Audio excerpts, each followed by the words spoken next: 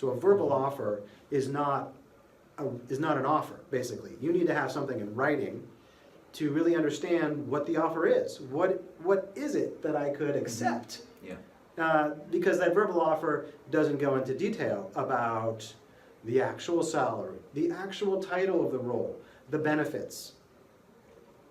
So there's a job description for this role, right? And that is there, but then the ultimate offer letter will contain all of the details about everything that you would need to accept or to ask more questions about before you accept. So the thing that Robert and I are working on now is moving from a verbal offer to a formal offer.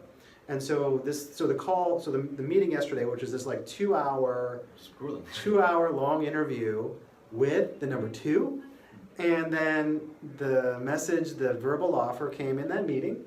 And so the question is, what's the next step? And so the next steps we're going to take in this situation is to write thank you letters. And we're going to write thank you letters to the number 2, the decision maker who made the verbal offer. We're going to say, hey, we're really excited about the prospect of joining. Prospect, which is not saying I accept the offer, the prospect of joining. And we're going to talk about, we're going to refer to the next steps. So basically, I will work with Robert to craft a more detailed email, but basically it's, hey, this is great, I'm really excited, let's go to the next steps in this process, and leave that like that. They have their next steps in the process. We all know, as professionals, that always goes back to a formal offer letter. So what are the next steps in this process? Tell them you want to continue in the next steps.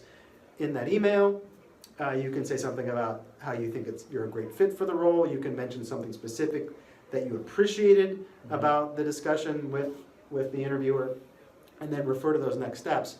That's the email, and then there's a thank you note. That gets, and it doesn't have to be complex. Dear so-and-so, thank you so much for meeting with me on XYZ date. I really enjoyed our discussion about ABC topic. I look forward to next steps in this process, Robert, and then done. And then you put the ball back in their court, and then it's for them to come to the offer, and then at that point, you actually have something to compare potentially to. You actually have an offer.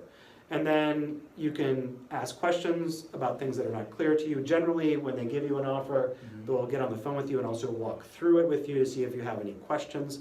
And so right now we're at a really exciting time in the job search process. We have some momentum, and then we need to make sure that momentum